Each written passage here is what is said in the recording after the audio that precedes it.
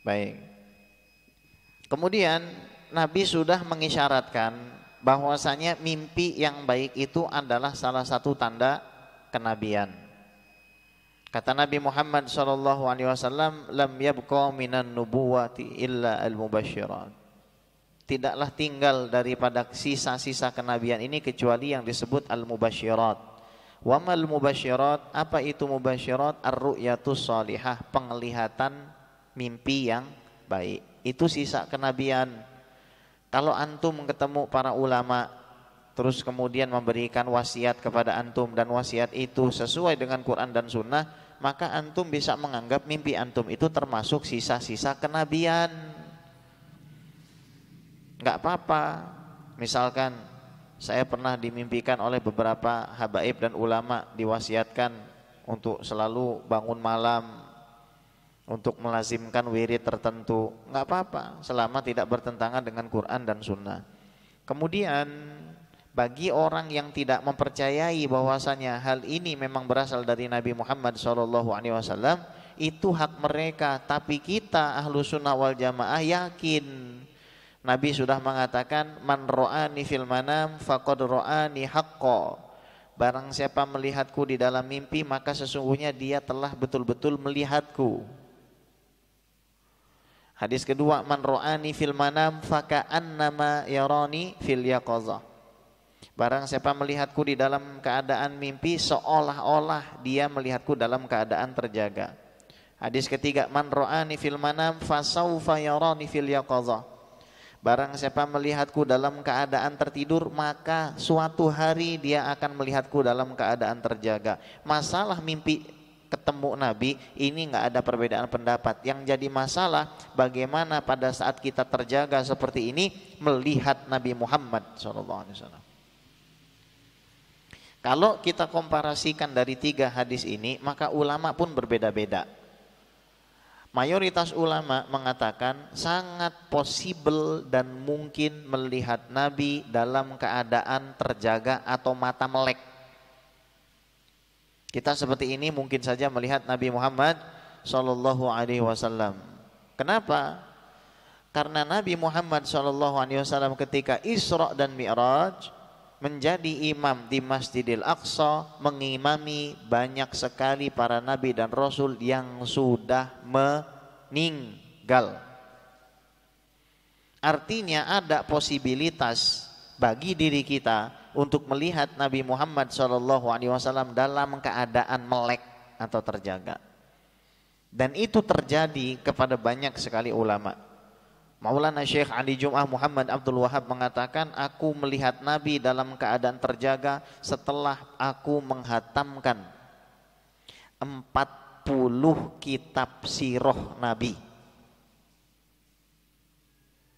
Setelah aku menghatamkan 40 kitab sirah tentang Nabi Muhammad SAW, maka aku dikasih anugerah melihat Nabi Muhammad SAW dalam keadaan terjaga. Ada salah satu guru yang ngajar di sini, itu kalau zikir melihat Nabi Muhammad SAW, matanya melek. Jadi ada orang-orang yang dikasih sama Allah Subhanahu Wa Taala seperti itu keadaannya, ya, karena batinnya bersih. Jadi semakin bersih batin itu semakin punya kemungkinan melihat Nabi. Kalau kita belum melihat Nabi juga berarti batin kita masih kotor. Tapi melihat Nabi Muhammad SAW juga bukan jaminan bahwasanya kita akan terus bisa menjadi orang yang baik. Maka mimpi yang seperti ini, kata sebagian para aulia, lebih baik nggak usah diceritakan. Ada sebuah riwayat dalam Ihya itu, inna lil ilmi tughyanan katughyanil mal. Sesungguhnya ilmu itu punya kesombongan sebagaimana orang sombong terhadap uangnya. Imam Ghazali bilang, inna lil ibadati tughyanan katughyanil mal. Ada orang ibadahnya bagus, sombong sebagaimana orang yang kaya itu sombong. Kalau nggak percaya antum, coba sholat tahajud atau puasa Daud selama 1 tahun. Pasti perasaannya pengen nyuruh orang. Ini hati-hati model begini. Dulu para ulama itu mewanti-wanti jangan sampai kita nyeritain ibadah. Jangan sampai, bahaya. Karena ada orang puasa Daud 30 tahun, pahala puasa Daudnya hilang. 30 tahun Pak. Berarti kan 15 tahun dikali 365 hari dia puasa. Hilangnya gampang sekali. Dia lagi jualan daging, ada setan nyamar jadi pembeli daging, antrian panjang, dia langsung masuk ke depan. Dia marah-marah itu setannya, mancing, aku mau rusak pahala orang ini. Setan yang nyelak ke depan itu bilang, aku ini lagi puasa, aku butuh daging sekarang untuk buka puasa. Aku lagi puasa gitu. Kepancing nggak? Ngomonglah tukang daging itu, kamu puasa berapa tahun? Aku 30 tahun puasa Daud. Selesai. Habis. Hilang.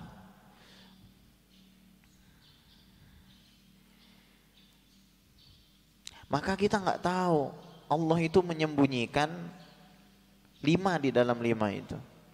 Salah satunya adalah menyembunyikan para kekasihnya di antara makhluk. Kita nggak tahu siapa yang duduk di sini itu yang punya posisi paling tinggi di sisi Allah, nggak tahu. Nggak tahu kita. Diumpetin sama Allah itu. Makanya hati-hati.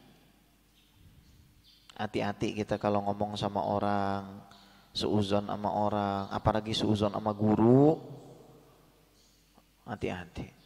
Gara-gara kita udah dekat, kita suuzon sama dia tuh, ngeri itu, ya. Nah, jadi di sini kita bisa simpulkan, ternyata memang bermimpi bertemu Nabi SAW dengan catatan sesuai kriterianya dengan yang disebutkan di dalam Asy-Syama'il Al-Muhammadiyah kalangan Al-Imam At-Tirmidzi, rambutnya, fisiknya.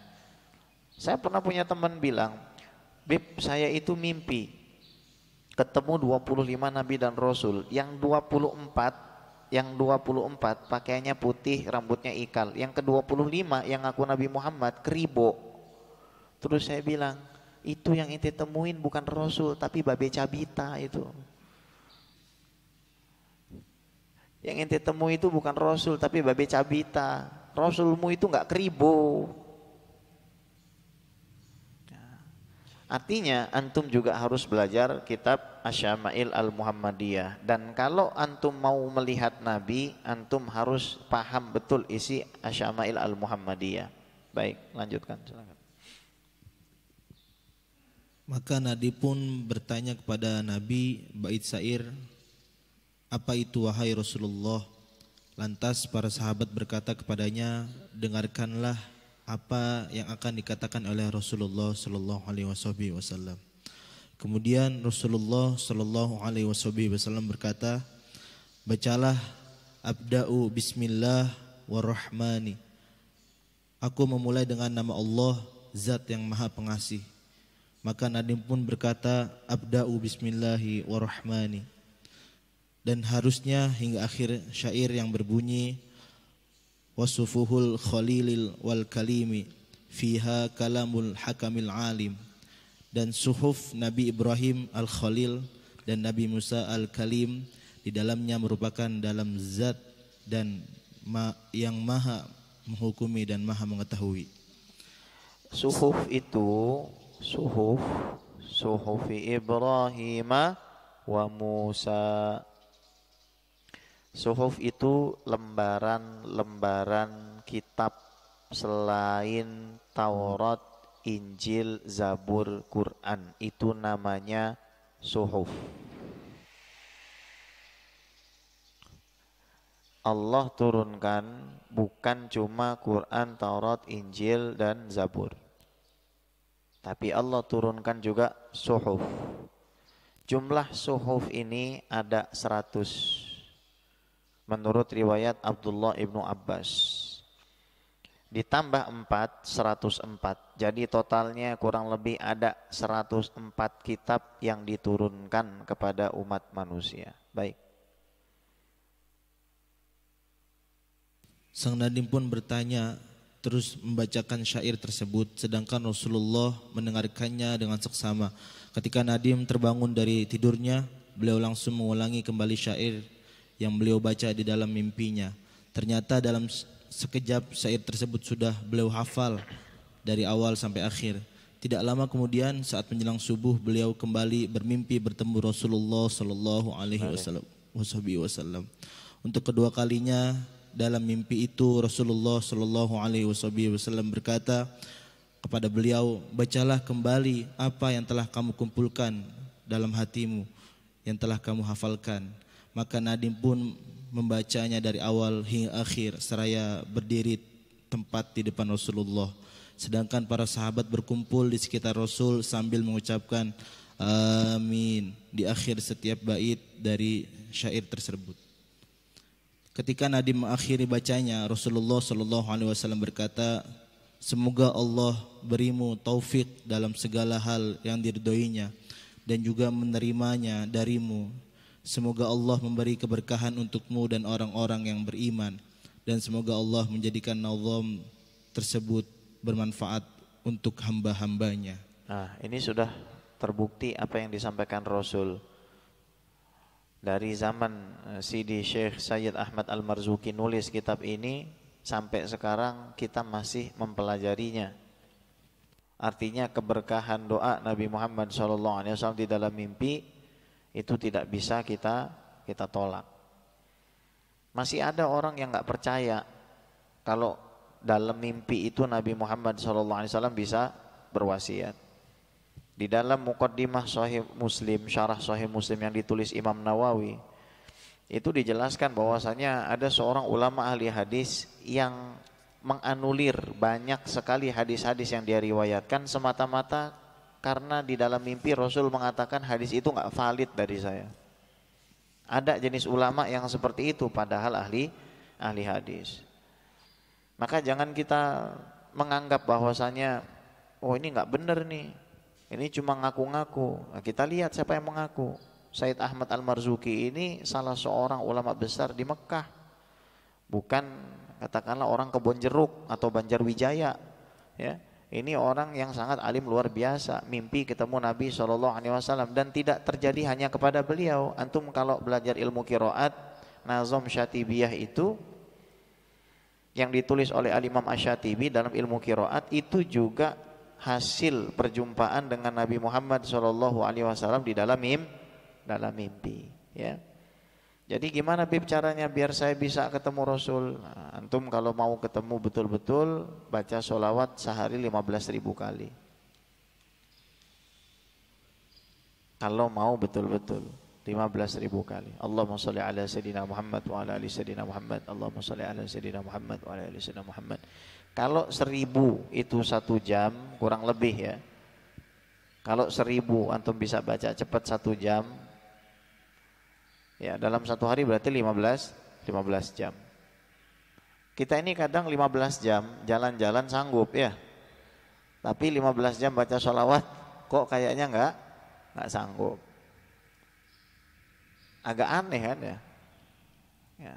Terus kita ngaku cinta sama Nabi Muhammad SAW. Padahal kata Nabi, aulan nasi bi yaumal qiyamah aktsaruhum sholatan alayya.